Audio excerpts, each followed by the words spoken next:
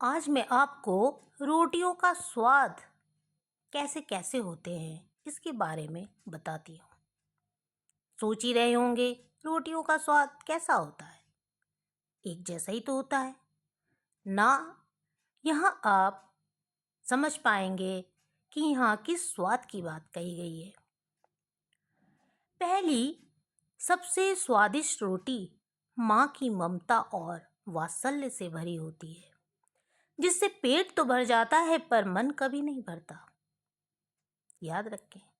दूसरी रोटी पत्नी की होती है, जिसमें अपनापन और समर्पण का भाव होता है, जिससे पेट और मन दोनों भर जाते हैं। तीसरी रोटी बहू की होती है, जिसमें सिर्फ कर्तव्य का भाव होता है, जो कुछ कुछ स्वाद भी देती है और पेट भी भर देती है और वृद्धाश्रम की परेशानियों से भी बचाती है।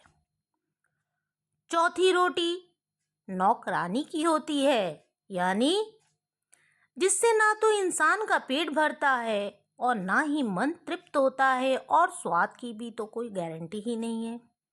इसीलिए माँ की हमेशा पूजा करो, पत्नी को सबसे अच्छा दोस्त बनाकर जीवन जियो, बहू को अपनी बेटी समझो और छोटी मोटी गलतियां नजरअंदाज कर दो। बहू खुश रहेगी तो बेटा भी आपका ध्यान रखेगा। यदि हालात चौथी रोटी तक ले जाए तो भगवान का शुक्र करो कि उसने हमें जिंदा रखा हुआ। अब स्वाद पर ध्यान मत दो, केवल जीने के लिए बहुत कम खाओ ताकि आराम से बुढ़ापा